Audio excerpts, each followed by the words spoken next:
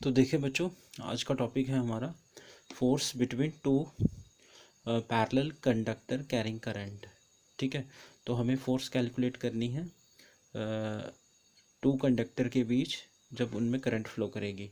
तो हमने क्या करा, एक कंडक्टर लिया C1 D1 और एक और कंडक्टर लिया C2 D2। ठीक है, ये दो कंडक्टर हैं। इन दोनों में जो डिस्टेंस है वो R डिस्टेंस होगा और इस कंडक्टर में करंट I1 फ्लो कर रही है और इस कंडक्टर में करंट फ्लो कर रही है I2। ठीक है, ये दोनों कंडक्टर हैं जिनमें करंट क्या फ्लो कर रही है, I1 और I2।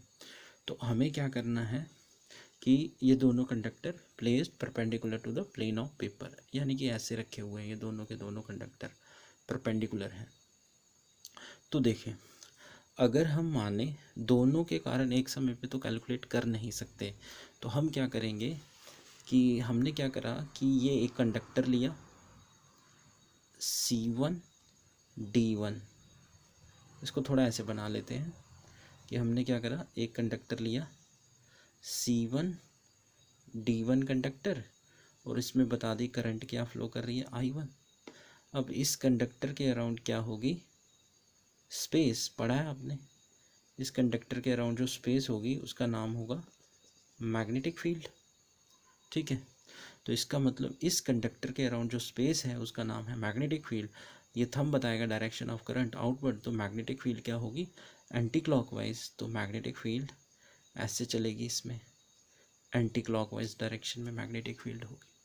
ठीक है, तो अगर आप यहाँ से लेके यहाँ तक एक पॉइंट P लें और उसका डिस्टेंस R बता दें, तो इस P पॉइंट पे जो टेंजेंट होगा वो बताएगा डायरेक्शन किसकी, मैग्नेटिक फील्ड की। अच्छा, वो मैग्नेटिक फील्ड होगी किसके कारण, इस कंडक्टर के कारण होगी। तो इसमें करंट क्या फ्लो कर रही है, I1 करंट होगी तो मैग्नेटिक फील्ड होगी। इसका मतलब ये क्या होगा, B1 मैग्नेटिक फील्ड। तो इसका मतलब आपको पढ़ाया मैंने, इसकी एप्लीकेशंस थी वर्ड सेपट लॉ की, कि परपेंडिकुलर डिस्टेंस पे मैग्नेटिक फील्ड कितनी होगी, magnitude of magnetic field B1 होता है म्यू नॉट I1 अपॉन 2 पाई R। इतना होता है magnitude of magnetic field at point P। ये मान लिया हमने, ये फर्स्ट इक्वेशन है। P पॉइंट पे इतना मैग्नीट्यूड होगा मैग्नेटिक फील्ड का, और जो मैग्नेटिक फील्ड B1 है perpendicular to the plane of paper वो डायरेक्टेड इनवर्ड डायरेक्शन होगी। तो डायरेक्शन कैसी होगी इसकी, इनवर्ड डायरेक्शन होगी, इनवर्ड डायरेक्शन होगी मैग्नेटिक फील्ड की। ठीक है, तो अब हमने क्या करा, देखो जब आपने ये B1 कैलकुलेट कर लिया तो अब आप इस C2 D2 कंडक्टर को इसमें रखेंगे। जब आपने इसमें ये कंडक्टर लिया, सेकंड वाला कंडक्टर C2 D2 कंडक्टर, और इसमें करंट फ्लो कर रही है I2। अब इस कंडक्टर को रखा इसमें आपने मैग्नेटिक फील्ड में, अब यानी कि ये फोर्स फील करेगा। अब ये फोर्स फील करेगा तो मैग्नेटिक फोर्स के कारण वो जो फोर्स फील कर रहा है F2। ठीक है, तो ये फोर्स फील कर रहा है F2, तो डायरेक्शन क्या हो गई, टूवर्ड्स C1 D1 की तरफ।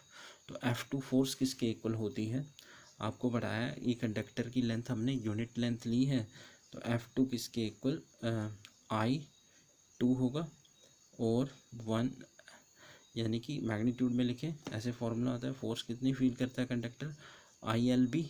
तो यहाँ पे B1 आएगा, ये क्या होगा F2, तो इसमें करंट क्या फ्लो कर रही है I2, और B1 क्या होगी, मैग्नेटिक फील्ड।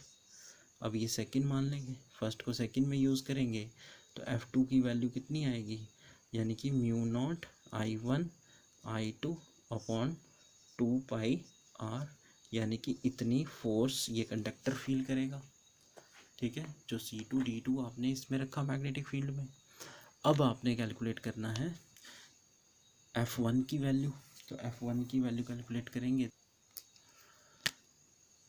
अब आपने F1 की वैल्यू कैलकुलेट करनी है, तो आप क्या करेंगे, अब इस C2 D2 कंडक्टर को लेंगे और इसमें करंट फ्लो करवा देंगे I2, और इस कंडक्टर के अराउंड जो होगी वो स्पेस होगी, और उस स्पेस का नाम क्या होगा, मैग्नेटिक फील्ड। तो यानी कि अब इस कंडक्टर के अराउंड स्पेस है, तो ये जो यहाँ पे हमने पॉइंट P लिया है तो वो है R डिस्टेंस। तो मैग्नेटिक फील्ड कैसे होगी, एंटी क्लॉकवाइज। मैग्नेटिक फील्ड तो एंटी क्लॉकवाइज होगी, लेकिन यहाँ पे जो टेंजेंट होगा वो डायरेक्शन बताएगा मैग्नेटिक फील्ड। तो मैग्नेटिक फील्ड अब B2 होगी, क्योंकि कंडक्टर C2D2 है तो इसमें करंट क्या फ्लो कर रही है, I2। तो इसका मतलब अब आपने यहाँ पे magnitude of magnetic field B2 कितना होगा, B2 होगा mu naught I2 upon 2πr होगा। इतना मैग्नीट्यूड होगा मैग्नेटिक फील्ड B2 का। और डायरेक्शन कैसी होगी, आउटवर्ड। मैग्नेटिक फील्ड की डायरेक्शन कैसी होगी, यहाँ से आउटवर्ड डायरेक्शन में होगी। अब आप इस C1D1 को यहाँ रखेंगे। जब आपने ये C1D1 को यहाँ C1D1 कंडक्टर को रखा और इसमें करंट फ्लो कर रही है I1, तो अब ये कंडक्टर फोर्स फील करेगा। जब ये कंडक्टर फोर्स फील करेगा तो वो फोर्स क्या होगी, F1 फोर्स फील करेगा। तो वो जो फोर्स होगी F1 इज इक्वल टू वो I1 और B2 के इक्वल हो जाएगी। तो अब ये B2 की वैल्यू वहाँ पुट करेंगे तो F1 किसके equal, mu naught I1 I2 upon 2πr। इतनी ये फोर्स फील करेगा कंडक्टर। इसका मतलब यहाँ पे क्या होगा कि अब आपने ये देखा, जब आप ये कैलकुलेशन करेंगे तो आपने देखा जितनी फोर्स ये कंडक्टर फील करेगा उतनी ही फोर्स ये सेकंड वाला कंडक्टर फील करेगा। F is equal to magnitude में F1 F2 का जो आंसर आया है वो mu naught I1 I2 upon 2πr आएगा। तो यानी कि वो दोनों कंडक्टर इक्वल फोर्स फील करेंगे। ठीक है, तो यहाँ तक आप ये कर सकते हैं।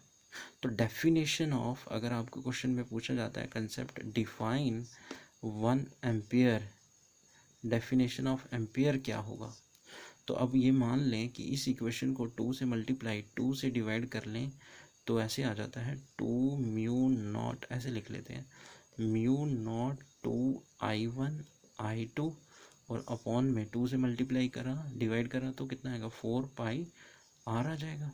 तो ये आ जाएगी वैल्यू।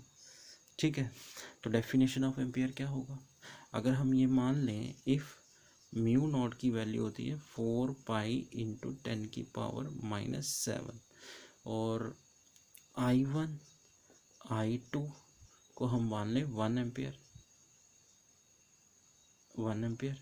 R को हम मान लें 1 मीटर।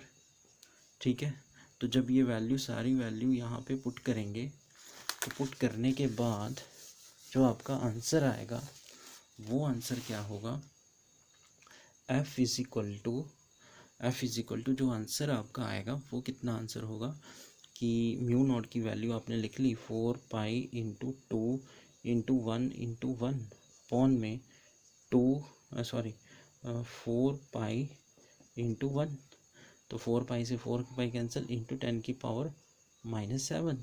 तो फोर्स कितनी आएगी 2 इंटू 10⁻⁻7 न्यूटन।